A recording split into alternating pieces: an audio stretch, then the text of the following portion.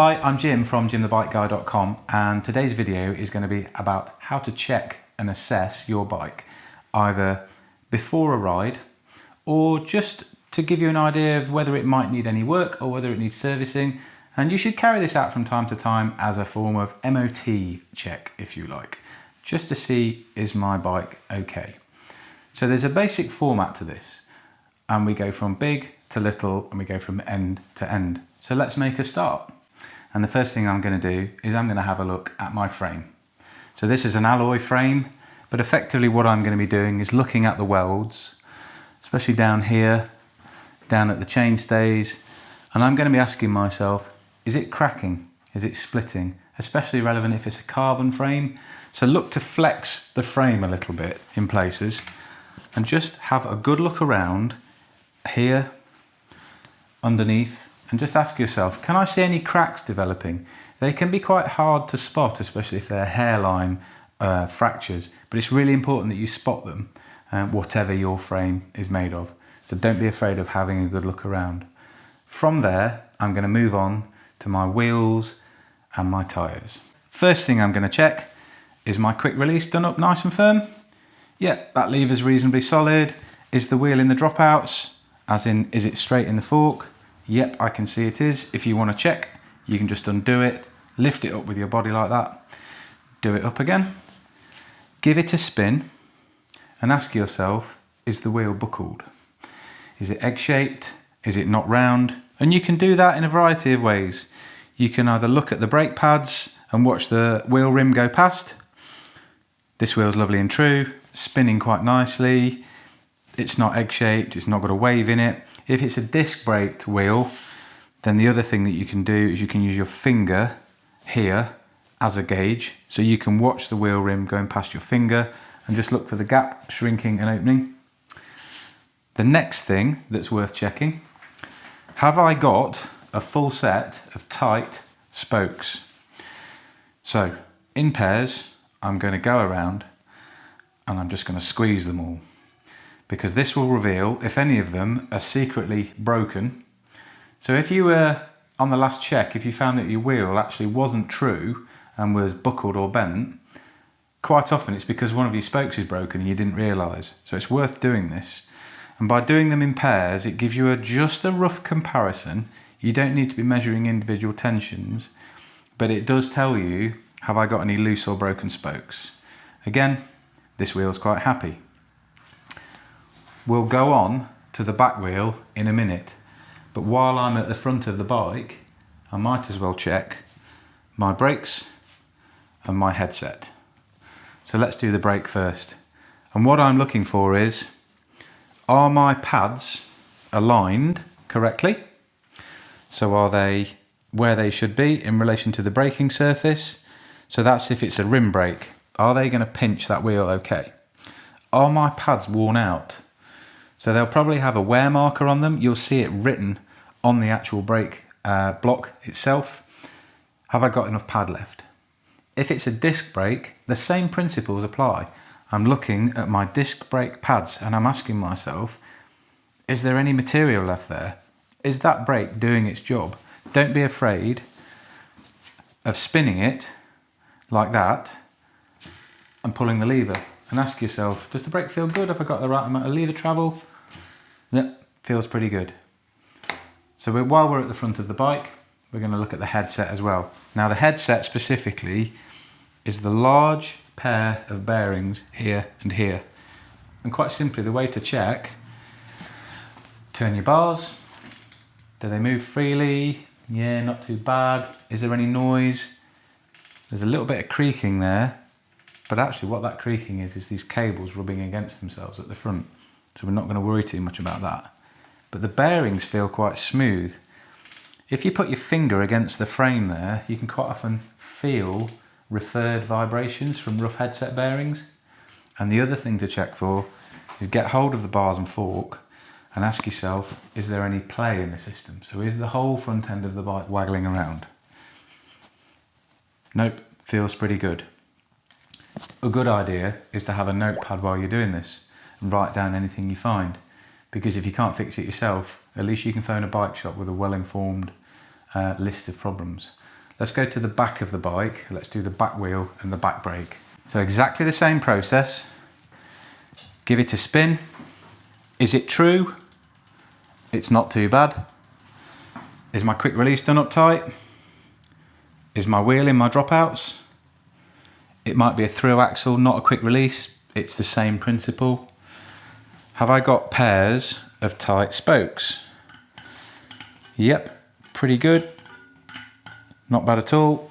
Is my tyre okay? So you're looking for splits, and you're looking for cuts, and you're looking for foreign bodies, and you should do this for the front as well. So you're looking for anything at all stuck in that tyre that shouldn't be there.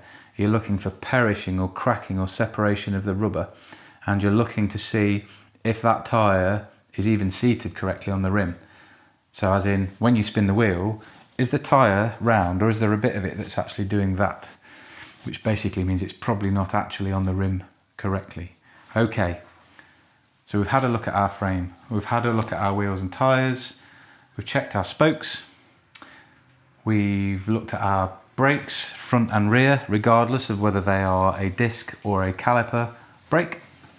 So we're going to move on now to some checks on our drivetrain. Within that, I'm going to include the gear cables. So handily, we can see on this bike here that you've got external gear cables. They run down the outside of the frame. So I'm just going to run my hands down these cables. I'm going to have a look. Yep, these are pretty clean. Nice, bright, silver cables. That's the first part of my drivetrain because they lead to my derailleurs. The next part I'm going to look at is going to be the crankset, the chain rings, and the bottom bracket. So a good thing that you can do here, as we did with the fork, is you can wrestle your bike a little bit. So to check whether your bottom bracket is okay, get hold of the crank arms, spin them, have a bit of a feel of the bearings. It's not always that indicative while you've still got a chain on the system, but clearly this is just a pre-ride check, so we can't expect you to remove your chain.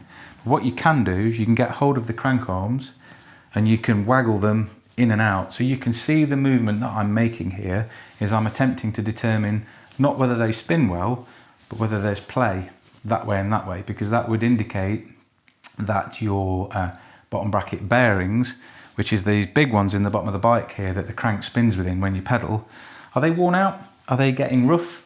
Do they need replacing? These ones feel okay.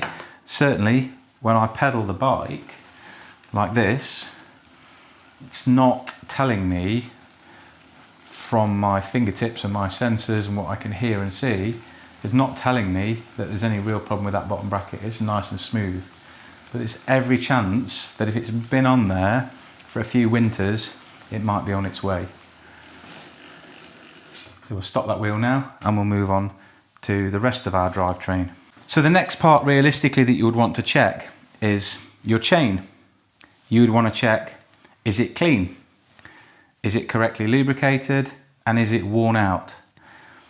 We have also done another video about chain cleaning, about lubrication. Please do go and find that video and have a look. But basically today what we're looking at is using a chain checker to check if your chain is worn out. I strongly advise you to buy one of those. And we're looking, is it clean? Has it got enough lubrication on it? And is it going rusty? Is it long enough? Does it look healthy? Moving on from there, we're going to check our rear derailleur. One of the main checks that we're looking to do around the rear derailleur is, does it shift well? And we can do that within a work stand. So I'm going to demonstrate now how we would do that. So you can pedal with your hand like this, and you can shift with your other hand like that. And you can ask yourself, by doing that, does it shift? Am I getting half shifts? Is it going into the gears correctly? Is it in the gear it should be in? Things like that. And another good check to do while you're at the back of the bike is check to see if your derailleur hanger is straight. Now, what's a derailleur hanger? Probably one of the most important parts of a bike. And oddly enough, they're nearly always bent. So your derailleur hanger is the small tab of metal here that the derailleur itself screws into. It's pretty innocuous, it's a very small piece of metal, but if it's not straight, it can be the difference between good shifting and very poor shifting. And your local bike shop can straighten that for you, but you yourself can tell whether it's straight. So you're looking specifically at the piece of metal that your derailleur is hung into. Is it straight? Is it north and south at 90 degrees like that? Or do I need to get it straightened? Okay, let's move on to some other checks. Okay, so the last few checks we're going to do are going to be around your contact points on the bike. Okay, so let's talk first about your handlebars. Quite clearly, they're a comfort issue, but there's a safety issue there as well, so it's quite important that we check these. So let's just talk about this area here. Ask yourself, are my levers nice and tight on the bars? Are they rotating? No, they're pretty good. Are my bars themselves nice and tight? So again, we can do this. We can try and rotate them at the clamp here. They're pretty tight. My secondary brake levers, again, they're not moving. And is my bar tape itself starting to die? It doesn't last forever. People seem to think it does. And you should probably replace it more often because it's cheap and it makes your bike look really, really nice. But also it allows you to keep control of the bike. It takes the shocks out of your hands when you go over a bump. So bar tape's probably a bit more important than you think. Also, it keeps your cables in place as well. So it's worth checking your bar tape. So we're happy with all of that. We're happy that nothing's loose up here. We've had a good look at that. We're going to move back to our saddle. Again, as with your handlebars and levers and grips, your saddle's more important than you think. So we need to take a good look at this. The first thing to do is ask yourself, is the body of the saddle starting to collapse? It's very easy for problems with saddles to hide because the rails clamp into here, but there's a whole plastic shell under here that's hidden, and quite often they can be broken without you realising it. There can be tears or wear marks to this area of the saddle. As we can see, this one here is just starting to separate a little bit just there, and very soon it will need replacing because it won't be providing that safe seating position, if you like, for the rider. Is it in the clamp itself? So this area here that holds these rails should be tight. There's normally a great big bolt or two bolts under here. Are they done up tight? And the other thing that you can do around your saddle, pop the bike on the floor and ask yourself, is my saddle even level? It's amazing how many bikes I see where if this was the front of the bike here, the saddle's like that. And then people can't work out why they've got terrible backache. Or the opposite. The saddle is basically diving into the sea and people can't work out why their hands and wrists are killing them because they're basically being pitched forward.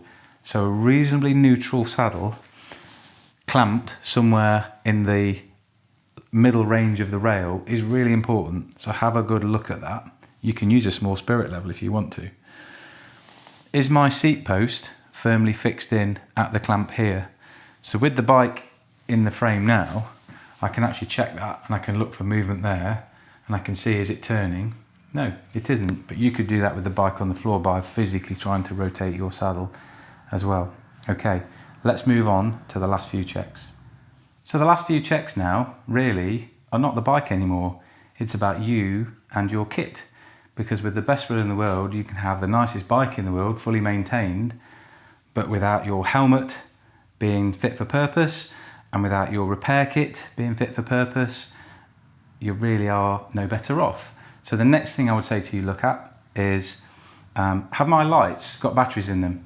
Have I got enough repair items for the ride? So that might be a pump and a puncture repair kit and a spare inner tube. This is quite an important one because quite often what people have is a bag hanging here. And that bag is full of useful things, or so they think. But in actual fact, the bag's been hanging here for about 5 years, and on the inside of it, we'll undo the dusty zip and find that there's an inner tube, which is frequently the wrong size, has been repaired 5 times and is turning into some kind of bioorganic waste. And it's the only inner tube they have, and there are no levers in there anyway. So your repair kit as a bare minimum before you go riding should be 1 or 2 spare inner tubes, the correct size for your bike with the correct valve type, you should have a puncture repair kit that contains patches sufficient for that inner tube. You need a pump, you need some tyre levers, and some other good things to carry inside your little repair pack there. Probably some spare cash, probably something to eat to get you home, and probably your mobile phone. If you've got all of those things and everything's good, the next thing to do, go out for a ride. I've been Jim from Jim the Bike Guy. I hope you've enjoyed this short video. Please remember, do like and subscribe and comment below with anything that I've missed or any feedback you have.